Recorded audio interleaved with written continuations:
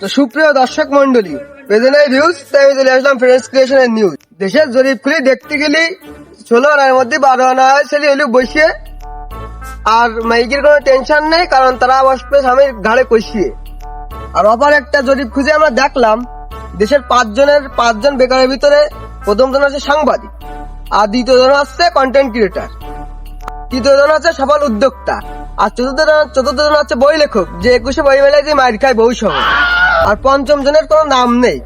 তো আজকে আমরা দেখবো যে বর্তমান জেনারেশনের ভবিষ্যৎ পরিকল্পনা কি, এবং তাদের এই সম্পর্কে আমরা বিস্তারিত একটা তোমার আপনার নাম কি? নাম শুনে কাম কি? সবচেয়ে বড় পরিচয়, আমি একজন বেকার। বাড়ি 2 বেলা খাই, 1 বেলা 2-3 বেলা লাথি মারে, আর 1 বেলা খাতি দেয়। তো ভাই, আপনি বর্তমানে কোন বিষয়ে পড়াশোনা করতেছেন? ভাই আমি একজন মেডিকেল স্টুডেন্ট।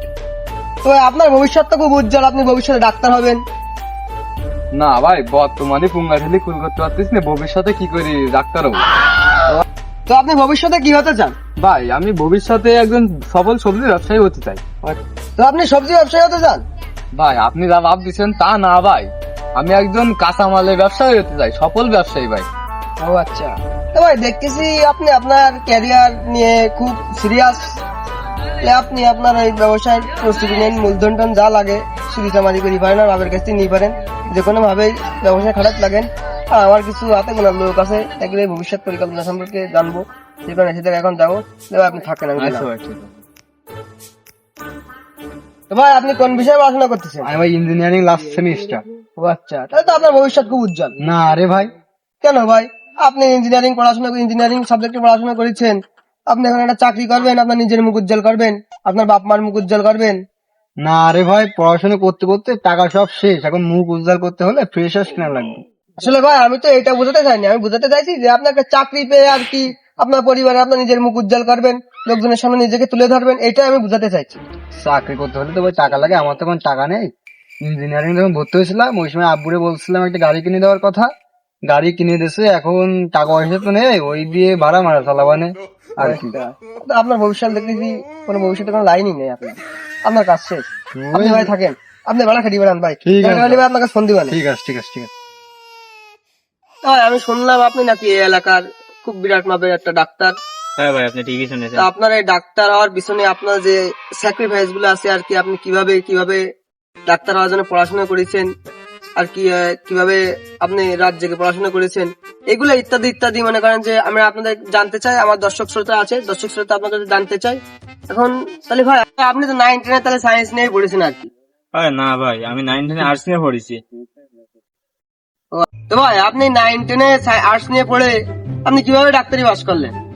আরে ভাই বুঝলেন না, আমার তো মামা খালা আছে, তাকে বলিলাম যে আমার ডাক্তার হওয়ার খুব ইচ্ছে, কিন্তু বিষয়টা তো বোঝেন, এই জায়গায় খেলা হয়েছে একটা, মনে করেন যে তাকে বলিয়ে দিছি যে আমার ডাক্তার হওয়ার খুব ইচ্ছে, তারা মনে করেন যে আমার সুন্দর করে একটা সার্টিফিকেট ম্যানেজ করে দিয়েছে, আর যদি কয়েক টাকা দেখতো তো এমবিএস ডাক্তারে খেতে অর্জন দিয়ে ফেলতাম। আচ্ছা, আপনি টাকা দিয়ে সার্টিফিকেট কিনেছেন। এদিক একটু আগে আমি একজনের কাছ থেকে প্রশ্ন করলাম আর কি, যে সে কি হবে, মানে ভবিষ্যতে তার পরিকল্পনা কি। সে ডাক্তারি পড়াশোনা করেছে, কিন্তু সে টাকার অভাবে আর কি সে ডাক্তারি পড়াটা কন্টিনিউ করতে পারেনি। এখন যে টাকার অভাবে কাঁচামালের ব্যবসা করবে, আর আপনি আবার এদিকে দেখতেছি যে টাকা দিয়ে সার্টিফিকেট কিনে ডাক্তারি খেতে অর্জন করেছেন। আপনার মতো ডাক্তার যদি থাকে, পুরো দেশটা তো বরবাদ হয়ে যাবে। বোঝেন না ভাই, মানি ইজ পাওয়ার। আচ্ছা, সেই বিষয়। তো আসলে ভাই আপনি তো আসলে ভুয়া ডাক্তার। তা আপনি প্রেসক্রিপশন যে রোগী গেলে ট্রিটমেন্ট করার জন্য যে প্রেসক্রিপশন লেখেন, এইটার রহস্য কেমন একটু বুঝান দেন। ভাই মনে করেন যে আমি তো টাকা দিয়ে সার্টিফিকেট কিনেছি, এখন ওই যদি প্রেসক্রিপশনে, এখন তো আমি তো কি টাইপের কি রোগ হয়েছে, তাদের কি ওষুধ দিতে হবে আমি বুঝিনি, এই জন্য আমি এমন ভাবে লিখে দেওয়া তারা বুঝতে না পারে যে আমি ভুয়া ডাক্তার কি আসল ডাক্তার।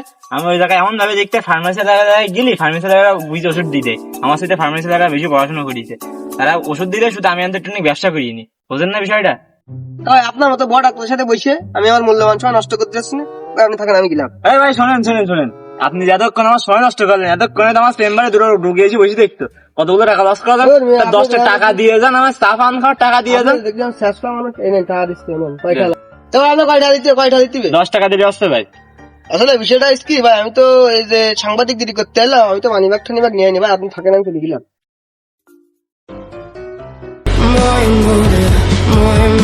তো ভাই শুনলাম আপনি সরকারি চাকরি পাইছেন, তাই আপনার জনসম্মুখের আড়াল করে এই বাগানের ভিতরে নিয়ে আসলাম, সবকিছু আপনার কাছ থেকে খুলি খালি শুনবো এই কারণে। কেন ভাই, আমি জামা খুলবো না প্যান্ট খুলবো? ভাই জামা খোলা প্যান্ট খোলা লাগবে না, আসলে আপনি যে কিভাবে চাকরিটা পাইছেন এই বিষয়ে আপনি কি কি স্ট্রাগল করেছেন আর কি কিভাবে চাকরি পরীক্ষাটা দিচ্ছেন এই বিষয়ে আপনার মুখ খুলতে কথা বলতেছি আর কি। প্রথমে রিটার্নে টিকিলাম, তারপরে ভাই ভাই টাকা দিলাম, ও আচ্ছা, তারপর? তারপরে ঘুরি গেল ভাগ্যের টাকা। ও আচ্ছা, এই বিষয়। আমি আপনার দিকে মনে করলাম কি যে আপনি মনে হয় তো নিজের যোগ্যতায় আর কি পড়াশোনা করে বিভিন্ন ভাবে স্ট্রাগল করে আপনি চাকরিটা পাইছেন। তাও আপনার দেখতেছি আপনার ওই এলাকার ওই ডাক্তার আছে, ওই মনসুর ডাক্তার, জি ভাই। ওই ডাক্তারের মতো আপনারও কেস। ভাই মানি ভাই আমি খুব যাই হোক ভাই, আপনার হচ্ছে হলো আপনি যে চাকরি করতেছেন এই চাকরি পাওয়ার আগে আপনি আর কি কোনো চাকরি পরীক্ষা ইন্টারভিউ দিলেন, মানে আর কি কোনো চাকরি পরীক্ষার জন্য মানে পরীক্ষা এক্সাম দিলেন নাকি? গেছিলাম ভাই। তা কি হলো ভাই? ওই ওই আমি সেনাবাহিনী চাকরিতে গেলাম, তা বললো মুখ টাকাউন বেকা, তাই ভাবলাম এই ও চাকরি আর হবে না, তাই এই করে খাই দিবে। আপনি যে সরকারি চাকরি পাইছেন তা আপনার অনুভূতিটা কি? ভাই অনেকগুলো লোকের ভিতরে আমি চাকরি পাইছি, তা আমার অনুমতিটা কেমন হবে? ভালো নির্গত। হ্যাঁ ভালো আছে, জান ভাই একটু কথা বলুন। হ্যালো, ওই মিয়া কল লাখ, মিয়া আমি এখন ইন্টারভিউ দিতে কল লাখ। ভাই থাকেন তাহলে, সরকারি চাকরি পাইছি বোঝেনি তো, বাড়ি এই লাইন পড়ে গেছে, বিয়ে শাদী করতে হবে এখন।